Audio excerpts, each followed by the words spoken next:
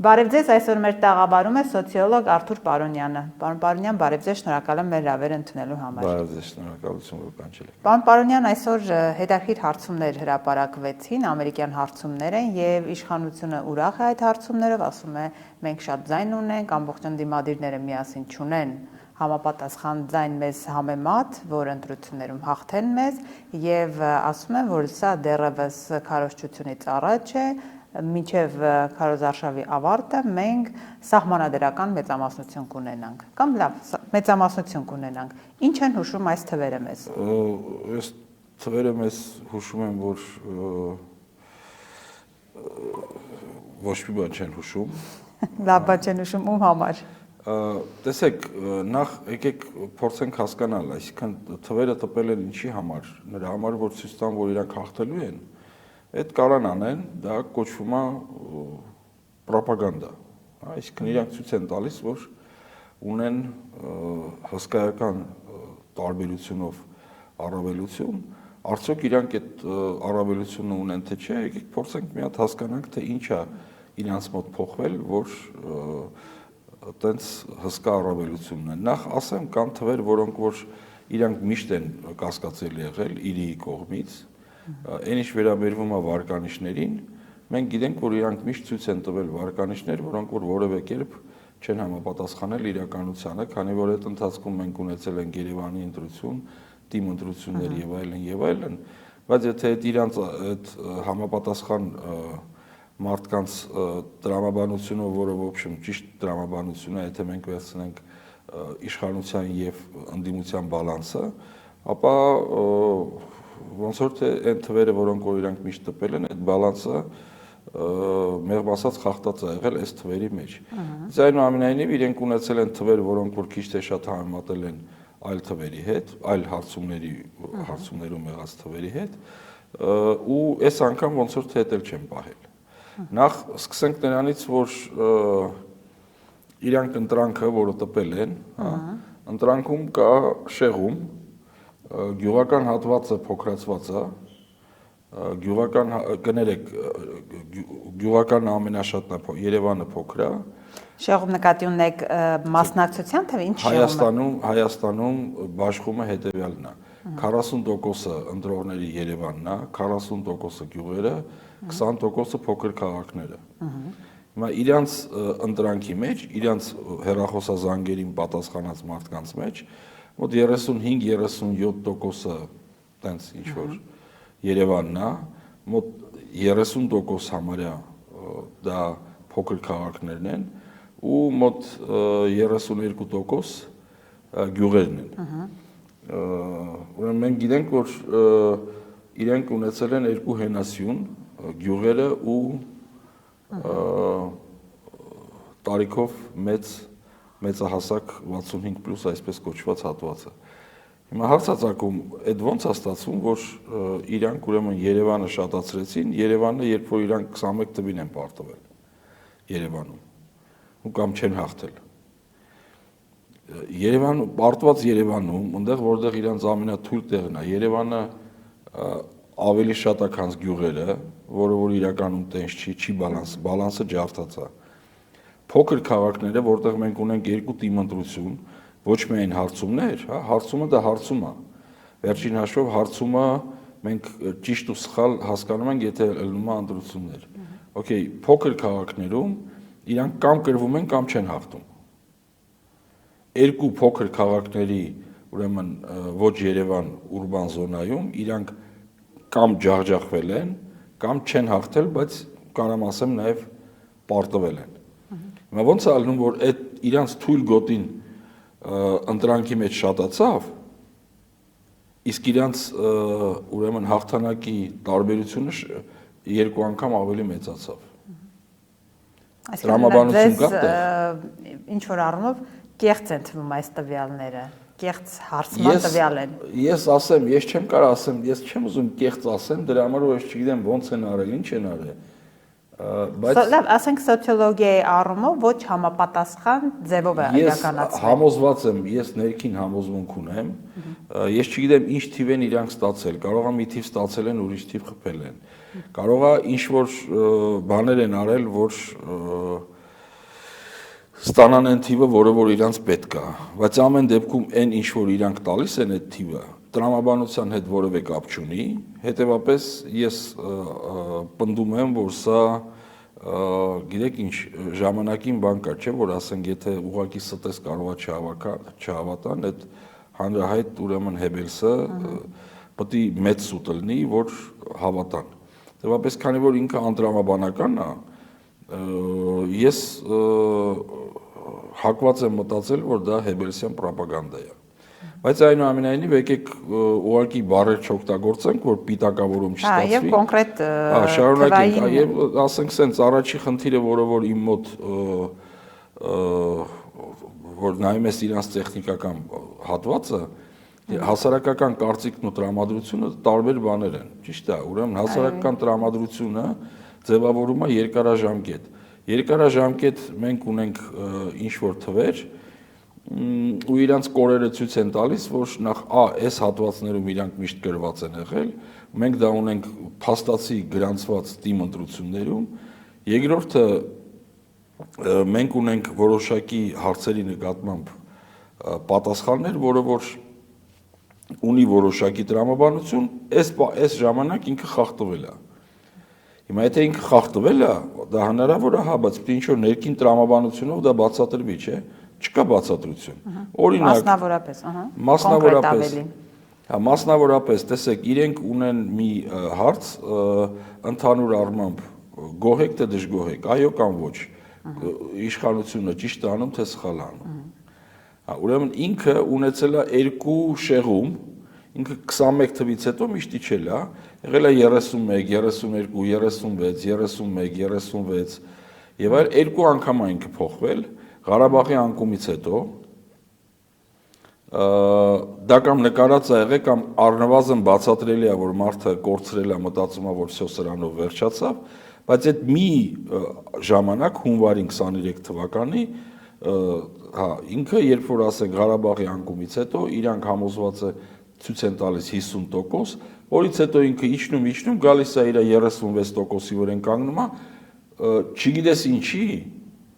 այդ տենդենսը, որը որ մենք ունեցել ենք 2 տարի, հա, ինքը այսպես թիվ է 31, 36, 36, 33, 31, Այս անգամ ինչքան է։ 41 թե 47, հա։ Մի խոսքով, այդ ոնց ինչի հաշվին տենց եղավ։ Փորձենք հասկանալ, միգուցե ներքին Ինչու են ավելի գոհ իշխանություններից։ Ասենք 6 ամսում ինչ են արել, որ օրինակ իրենք գոհացրել են մարդկանց։ Օրինակ ամենաշատ վստահություն վայելող ինստիտուտը եկեղեցին է եւ զինված ուժերը։ Եվ զինված ուժերը։ Ուրեմն զինված ուժերում մի ամսվա մեջ 4 հոգի մարդ է զոհվում։ Եկեղեցու նկատմամբ շարունակական ատելության եւ բռնության ուրեմն քաղաքականություն ամեն օր եւ նաեւ ձերբակալումներ պատմության մեջ չեղած ու սա երևակայի այն փաստն է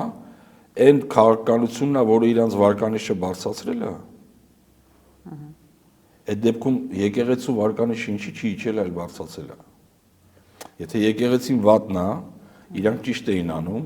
այդ դեպքում եկեղեցու վարկանիշը պետք է իջնի Գուցե այս հարցումներն է նրանց հուշել, որ վերջին շրջանում եկեղեցու հետ կապված հետ նահանջ են նկատվում։ Մենք տեսնում ենք սրբազանների կալանքների որոշումների փոփոխություն։ Okay, հասկացանք։ Եթե տեսեք, եթե այդ քաղաքականությունը ճիշտ էր, չէ, իրանք պետք է շարունակեին։ Իսկ եթե իրանք վարկանիշը իրանք բարձրացել է, չէ, այսպես կոչված այդ approval, այսինքն գոհունակությունը բարձրացել է, իրանք այդ քաղաքականությունը պետք է շարունակեին։ Ճիշտ է։ Բայց եթե իրենց շատ գոհ են, ուրեմն ինչ անում են ճիշտ են անում։ Հա, այսինքն հիմա ես ոնց հասկանամ, իրանցից գոհունակությունը մարդկանց բարձրացել է, բայց իրանք անում են հիմա ճիշտ հակառակ քաղաքականությունն են վարում, ինչ որ վարել էին այդ վերջի 6 ամսվա ընթացքում։ Կամ իրանք են գիժ, կամ մեզ են գժի տեղ դրել։ Տրամաբանության բացակայությունը էլի նշեմ, որ հուշում է, որ ինչ որ բան են չի։ Ես պարոն Պարանյան ուզում եմ անցնենք ավելի շատ կոնկրետ հարցման տվյալների, հենց ընտրությունների հետ կապված եւ այսպիսի տվյալ է, որ քաղաքական գործչին եք ամենից շատ վստահում, Ամենաշատ 20% Նիկոլ Փաշինյան, Սամվել Կարապետյան երկրորդ տեղում է 10%-ով, Ռոբերտ Քոչարյանը երրորդ տեղում է 5%-ով, Ծառուկյանը 4-րդում 4%-ով։ Սրանք էլ իրականությունը չեն արտացոլում։ Տեսեք, համոզված եմ, որ ոչ, բայց կա մի հատ բայց։ Ուրեմն տեսեք, եթե մենք վերցնենք իրենց արված հարցումները մինչև այդ, առաջի անգամ 2 թե 3 տարվա ընթացքում իրանք բալանսը գրեթե հավասար են ցույց տալիս, հա, ասենք ինքը 21-20 է, առաջի անգամ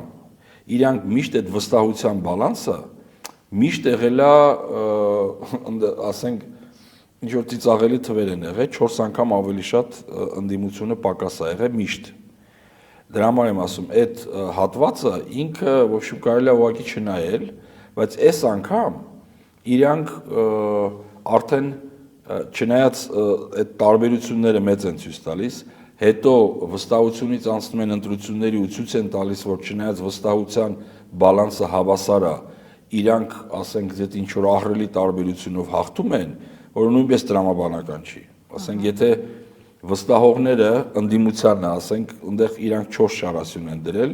ոչ թե 3, հա, նաև դրել են Արման Թաթոյան եւ այլն, որ քիչ է, բայց ամեն դեպքում ընդդիմության բալանսն է, չէ՞, ու в общем նորմալ է, 4 զայավկա կա, 4 հատ են դրել։ Հիմա եթե այդ վերցնում եմ ընդդիմության բալանսը ու վերցնում եմ քո բալանսը ու քո թիվը, վստահության բալանսը ստեղ +1% է, ընտրությունների ժամանակ, չգիտես ինչի, դու ստանում ես մոտ 20-30 թե քանի տոկոս ավելի շատ ձեն։ Եթե մեզ հավասարաչափ մարդ է վստահում, ոնց է ստացվում, որ ընտրությունների ժամանակ դու կրում ես։ Կա տրամաբանություն այդտեղ։ Ցանկացած պարագայում վստահությունը դա գրեթե նույն բանն է, ինչ որ ընտրությունը։ Եվ հետաքրքիր է, որ նրանք, որ վերջի շրջանում իշխանության ներկայացուցիչները քննադատում են ընդդիմությանը, որ համախմբման դեպքում խաբելու է հասարակությանը եւ այլն, այս նույնիսկ այս հարցումներով ընդդիմությունը էլի չի հաղթում համախմբված ընդդիմությունը 3 ուժով իշխանությանը, բայց քննադատությունը չի դադարում։ Ուրեմն ինչի չի դադարում, եթե չի հաղթում, նույնիսկ այս տվյալներով։ Լսեք, կա չգրված բոլորի մոտ կոնսենսուս կարծիք, որևէ հայ Երևանի մասնագետ, սոցիոլոգ այս թվի տակ չի ստորագրի։ Ես դες պարզ ասեմ, չի ստորագրի ուղղակի։ Կա, քանի որ դա ընտրությունների ժամանակ է, ասենք, ստուգված, եթե ընտրությունները ոչ թե ցուցակից, այլ մարդկանց եղած մարդկանց ցանկից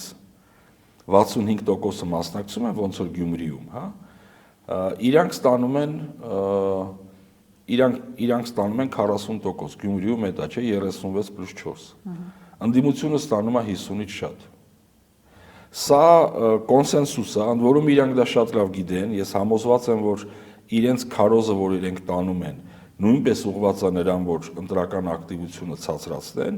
քանի որ եթե ընդդիմությունը ուրեմն տարբեր շարասյուններով է միասնություն ձևավորում, հա, այդ դեպքում ընտրական ակտիվությունը ամենամաքսիմալը չի, բայց շատ բարձր է։ Սա ստուգված փաստ է ոչ միայն սոցիոլոգիայով, որ մենք գնում ենք մարդկանց հարցնում ենք, այլ նաև ընտրական վարքագծով։ Հիմա իրենք երբ որ դա փորձում են շղթել, հա, շուտ տրամաբանություն պիտի տակը լինի։ Երբ որ դու ինձ ասես, որ ասենք, եթե այս 3-ից սրան չգրանցեմ, նրան չգրանցեմ, սա ոտը ջարդեց եւ այլն, մնաց մի թեկնածու ես կկրեմ, ինչ որ տրամաբանություն կա դրա մեջ, հա, ասենք, ես կարամ հասկանամ, որ դու ես ուզում անես, այս օրենքի խախտումը եւ այլն, այսինքն քո սցենարը սա է, այս ձևով խախտես, այս խախտես, բայց եթե բոլորը մասնակցում են, ընտրական ակտիվությունը շատ բարձր է, դրանով դա ոնց որ ռեստորանի մենյու լինի, հա, եթե այնտեղ կա ընդամենը մի հատ սենդվիչ, հա, մարդը չի մտնի, բայց եթե սենդվիչներ կա, սուշիներ կա, չգիտեմ, հայկական խորոված քեբաբը եւ այլն մնացած, եթե այդ ամեն ինչը կա, այդ ռեստորանում շատ մարդ կա, ինչի դրա համար որ իմ ուզածն էլ կա, քոնն էլ կա։ Հիմա ընդդիմության խնդիրը միշտ եղել է այսպես կոչված միասնությունը։ Ընդդիմությունը որոշել է, որ եթե տարբեր մենյուներով մոտենա մարդկանց, այդ մարդկանց կբերի իր в общем ռեստորանը, ասենց ասենք լավ, հա։ Եթե մենք ունենք մի ընդամենը ճաշատեսակ, մենք չենք կարա։ Հիմա իրանք պետք է նրա համար, որ այդ տրամաբանությունը պետք է իրանք բանանեն, հերքեն, բայց այդ չկա, ճիշտ հակառակը, իրանք հարձակվում են եկեղեցու վրա, իրանց վարկանիշը բարձրանում է, բայց իրանք դրանից հետո ուրեմն հետ են ֆռոցնում, փորձում են մեղմացնել, նահանջում են, մենք էլ տեսնում ենք, որ եկեղեցու վարկանիշը բարձրացել է, հիմա բացատրեք, որտեղ է տրամաբանությունը։ Որն է դրա, կամ պետք է շարունակեք, եթե ձեր վարկանիշը բարձրացել է, կամ եթե նրանցն է բարձրացել, դուք հետ եք քաշում այդ քաղաքականությունից, դա հասկանալի է, հասկանալի չի, թե ինչի ձեր թվերը ավելի լավացան, քան թե առաջ էր։ Սրան զուգահեռ այս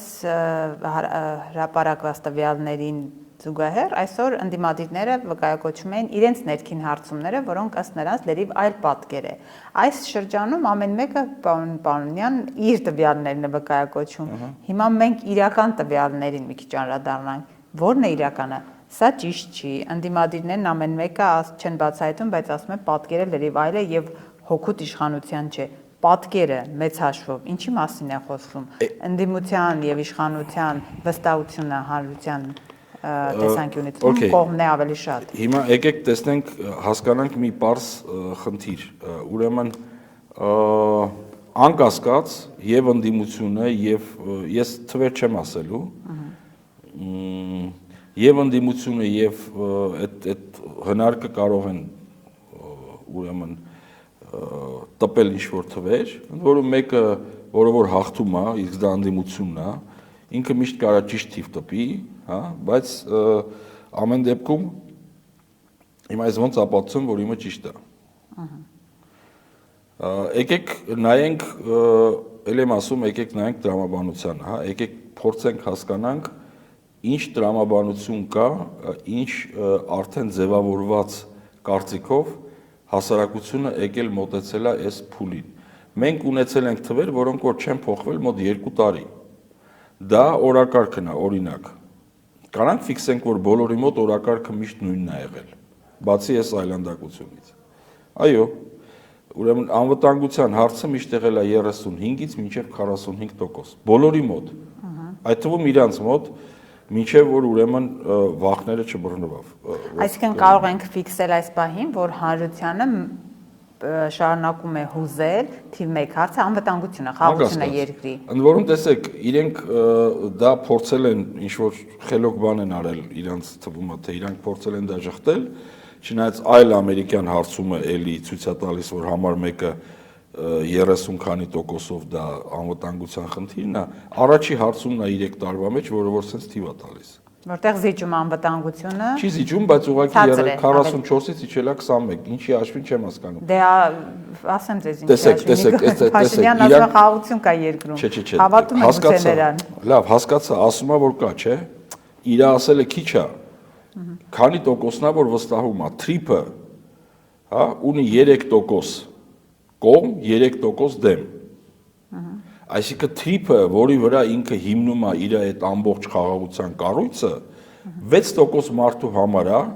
կարևոր որպես իր այդ խաղաղության կարկասի կարևորագույն ուրեմն ֆունդամենտը։ 3%-ը կողմ, 3%-ը դեմ։ Հիմա եթե քո հիմնական այդ գաղափարական թեզը, որ ես հեսա գնացի թուղթ ստորագրեցի, հեսա ճանապարհ ենք սարքելու եւ այլն, ընկալվում է ընդամենը 3%-ի կողմից եւ նույն այդքանի կողմից չի ընկալվում ընդհանրապես։ Հարցածակում քո խաղաղության բանաձևը ինչքանով է էֆեկտիվ եղել։ 0 Այն մարդը, որը որ քո կողմնակիցն է եղել, ինքը մնացել է քո կողմնակիցը, այն մարդը, որը որ քո կողմնակիցը չի եղել, քեզ ոնց դեմ է եղել, նենց էլ դեմ է ու համարում է, որ խաղաղություն չկա։ Հետևաբար ձևավորված պատկերը ինքը չի փոխվել։ Ինքը ոնց եղել է, նենց մնացել է։ Եթե ասենք այս հարցումը արվեր ասենք այդ թրիփը ստորագրվեր հունվար ամսին ու իրանք ասեին տեսեք մենք այս ստորագրեցինք մարդիկ ոգևորվեցին ու հավատացին խաղաղությանը այլևս 21%-ի համար կան հարցեր բայց չկա տենց բան թրիփը ստորագրվելուց հետո էլի խաղաղությունը մարդկանց համար չեմ ասում ինքը ինչ է ասում ասենք մնացել է կարևորագույն խնդիր հիմա նույն կարևորագույն խնդիրն է ընդ որում իրանց ասույթը հիմնված է այդ թրիփի վրա լավն է վատն է սա կողքի դնենք բայց այդ ընկալվում է ընդամենը 3%-ի կողմից հետևաբար այն կաղապարված ու այն մոդելավորված համակարգը որը որ ձևավորվել է կարծիքները որոնք որ ձևավորվել են հասարակության մեջ իրենք չեն փոխվել ես հետևաբար հիմք ունեմ պնդելու որ իրենք օրինակ վերցնում են Հեբելսից այլ ոչ թե ասենք Կոնտից եւ Ձուրգեիմից Հիմա վերադառնալով իրական պատկերին ինչ իրական պատկեր առանց թվերը մատնանշելու պատկերը հանրային տրամադրությունները այս բանին ինչպիսին են մեծ հաշվով ընդդիմադիրները ունեն հնարավորություն իշխանությանը հեռացնելու գրեթե չեմ կասկածում տեսեք ընդդիմությունը ընդդիմության բալանսը կախված է նրանից հաղթանակը կախված է նրանից թե ինչ ընտրական ակտիվություն է լինելու ես մենք չենք կարա չի ասենք իրանք ինչ խարդախություն են անելու եթե խարդախություն չկա ապա ընդդիմությունը հավաքելու է 50%-ից ավել ձայներ սրանց լավագույն թիվը լինելու է այդ բոլոր այդ չգիտեմ ադմինիստրատիվ ռեսուրս թոշակ բարձրացնել Չի ազդելու դա բան ինչ չանեն իրանք ասենք պարտված են Ես թիվել չեմ ուզում ասեմ բայց ասենք մենք ինչ որ թվեր ունենք ընտրություններում հետեւապես իրանց հնարավորությունը եթե բոլորը մասնակցում են առանց խարդախության քիչ թե շատ հա ասենք նույնպես նորմալ մանր-մունր թոշակ բարձրացնելու դեմ բան չես կարող անես իրանք պարտվելու են ընդդիմությունը հավաքելու է 51 առնվազն տոկոս ձայն ուրիշ բանա որ ինչ-ինչ խարդախություններով եւ այլն իրանց միակ հույսը երբ որ իրանք կարող են ուրեմն փորձել ինչ որ բան անել եթե ընտրական ակտիվությունը լինի ցածր հա Դե հիմա կներեք իրենք թեզ են շրջանառում վստահ պնդելով մենք ենք եւ վերջ այսինքն հասարակության մեջ երբ որ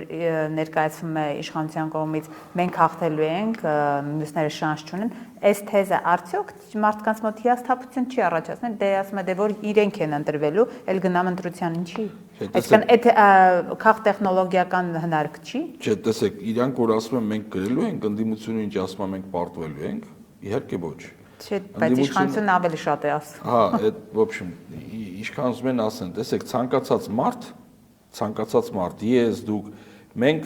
ոչ ես եմ տնտեսագետ, ոչ դուք, ճիշտ է։ Բայց մենք ունենք որոշակի ցուցիչներ, թե ինչ վիճակում է գտնվում տնտեսությունը, չէ՞։ Բայց ես ոչ տնտեսագետ եմ, ոչ էլ դուք եք տնտեսագետ։ Հիմա եթե ինչ-որ մեկը եկավ ինձ ասեց, որ ինֆլյացիան կազմել է 3%, ես ու դու կամ Պողոսը կամ Պետրոսը կհավատանք դրան, չէ, գնում եմ խանութ, գները 15-16-27% բարձրացել են, ու եթե ինձ ինչ-որ մեկը ասում է, որ սղաճը կազմել է 3%, գները 4% են բարձրացել, եթե ինքը 24 անգամ ժամվա մեջ դա կրկնեց, ես դրան չեմ հավատա։ Դրան կհավատա միայն այն մարդը, որը խանութ չի գնում 65+, որի թորնա գնում, երեխենա գնում, ինքը նստած սաղորը տելևիզոր է նայում։ Հիմա ցանկացած մարդ նույն ձևով ունի իր սոցիոլոգիական ցուցիչները։ Մենք ինչ որտեղ հավաքվում ենք միասին զրուցում ենք, չէ՞,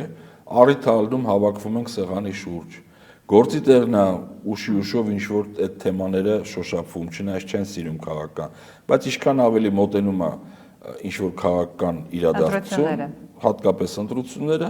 այդքան այդ խոսակցությունները շատանում են։ Հիմա այդ խոսակցությունների ընթացքում մարդիկ հասկանում են, թե որն է ժողովրդի կարծիքը, ճիշտ է։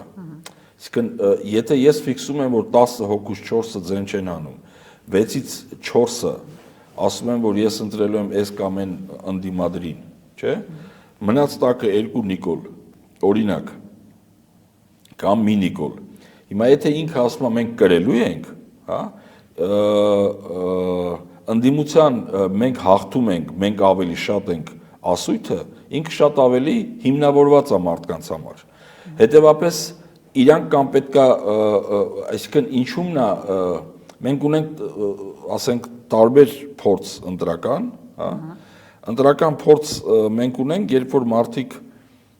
վստահ են եղել, որ իրենց քվեն եղել է, ասենք, աճ, կրել է ձախը, հա, այդ խոսակցությունը, որ մենք կրելու ենք, ինքը որպես տեխնոլոգիա կամ ինչ-որ բան կամ մարդկանց վախեցնելու ձև, ինքը ընդամենը ուղղված է նրան, որ դու ում ուզում ես ընտրես, հաղթելու է Ստալինը, հա։ Այսինքն կապ չունի դուք ում եք ընտրում, կապ ունի թե ով է հաշվում, այսինքն եթե դա ստալինյան տարբերակ է, օքեյ, այդ դեպքում սոցիոլոգիան անիմաստ գիտություն է, դրա համար որ ասենք, в общем, Ստալինը ինքն է որոշում, թե ով է ընտրվելու։ Սա ուրիշ պատմություն է, սա քաղաքական պատմություն է, քաղաքական պատմությունը ես չեմ ուզում հիմա վերլուծեմ ու հասկանամ, համոզված եմ չեն կարող անեն այդպես բան, բայց ինչ վերաբերում է մարդկանց ասեմ, որ մենք հաղթելու ենք ու մարդիկ մտածեն, որ իրենք ավելի շատ ձայն ունեն, դա բացառված է։ Չէ, հոգեբանական ճնշման մասն է։ Հոգեբանական ճնշումը զուտ ուժայինի մասին է։ Մարդը կարա ճնշվի ուժային, որ մենք շատ ենք, բայց ինքը ուզում է խարդախություն անի։ Այսինքն մարդկանց իրանք պատրաստում են նրան, որ իրանք խարդախություն են անելու։ Ուրիշ որևէ հանրային կարծիքի տեսակետից էֆեկտ իրանք չեն ստանում դրանից։ Շատ լավ։ Պարոն Պարոնյան, մենք ունենք այս թվերը դեռևս ոչ քարոզարշավը սկսած։ Այսինքն հնարավոր է այս քարոզարշավին ուժերի հարաբերակցությունը տեղերի փոխվեն կապված նրանց քարոզարշավի ճիշտ տեմպերի հետ։ Այսինքն քարոզարշավի ընթացքից կարող է այնպես պարզվի, որ ուժերից ընդդիմադիրներից թեկուզ տեղափոխություններ լինեն։ Անկասկած լինելու է դա, ոչ թե կարող է, այլ հաստատ կլինի, ֆունդամենտալ, ասենք, ոնց կարա տեղերը փոխվի եւ այլն, բայց կա ինչ որ ցանկացած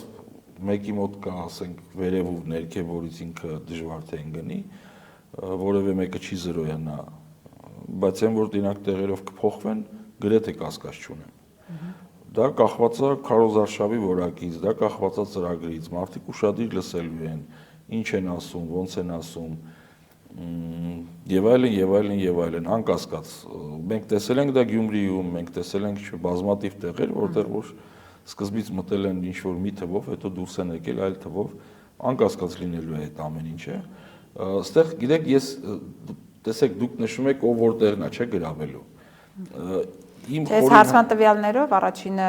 Ուժեղ Հայաստանն է, երկրորդը Ռոբերտ Քոչարյանն է, Ծառուկյանն է, երրորդը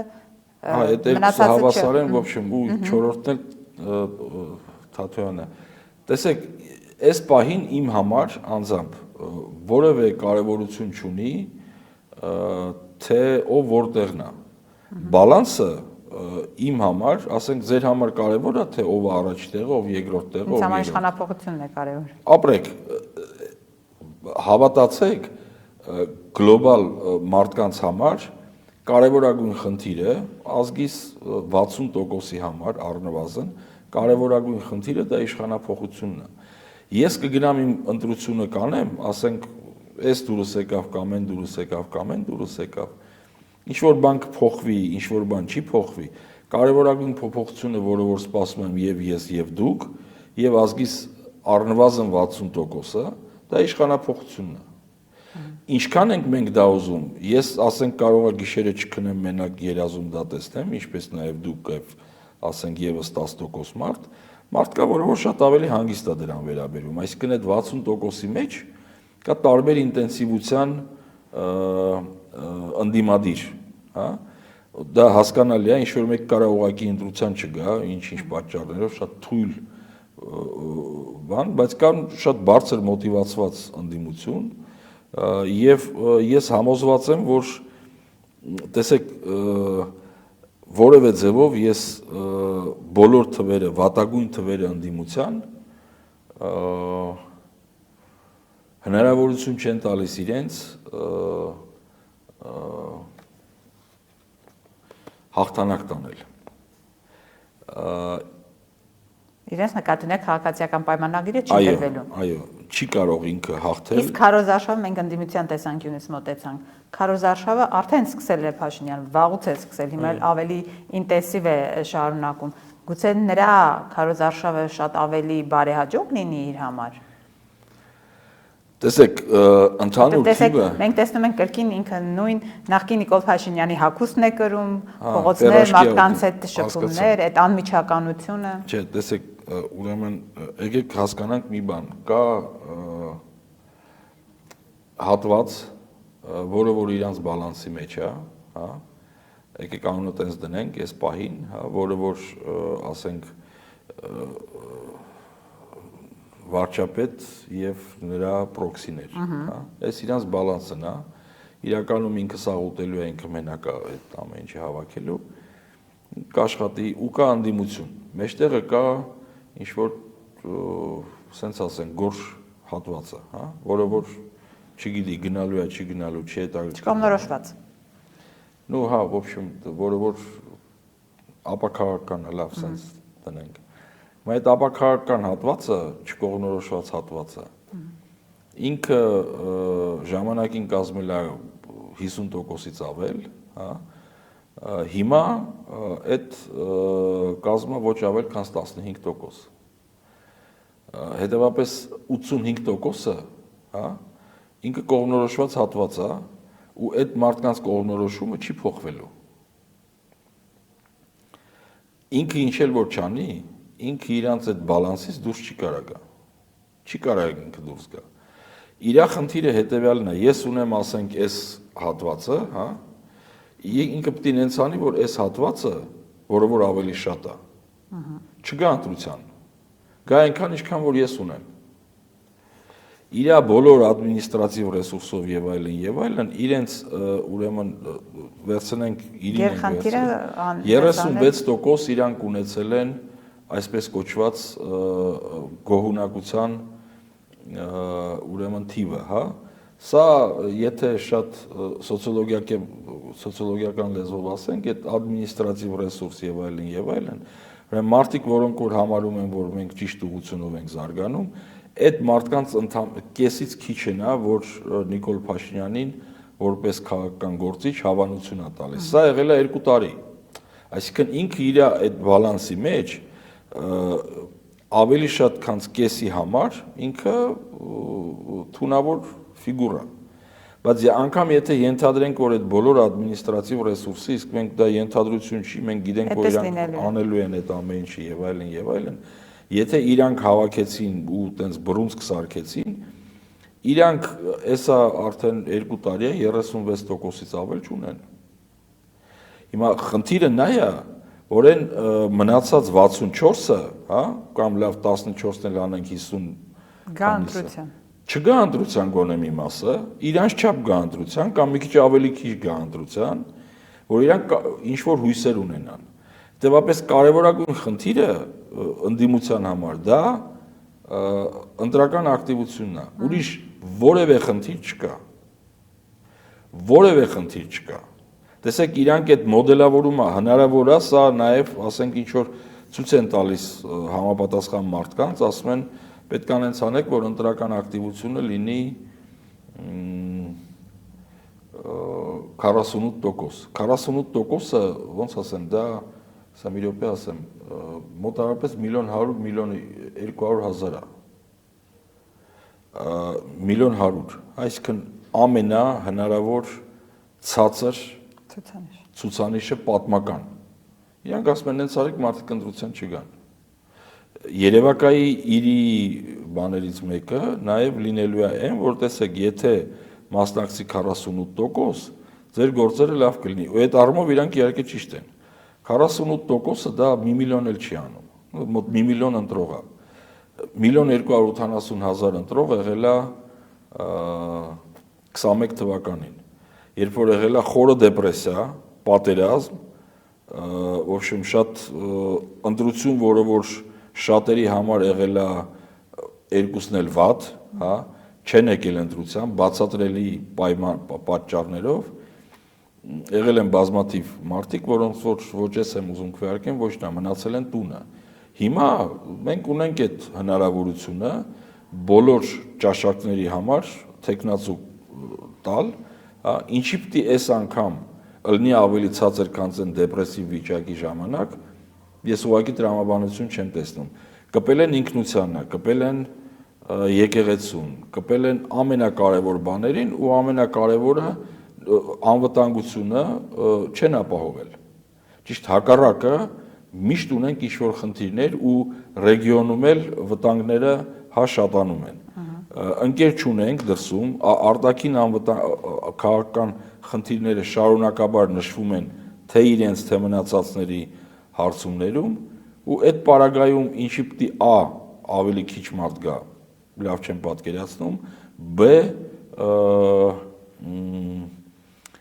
ինչքան էլ որ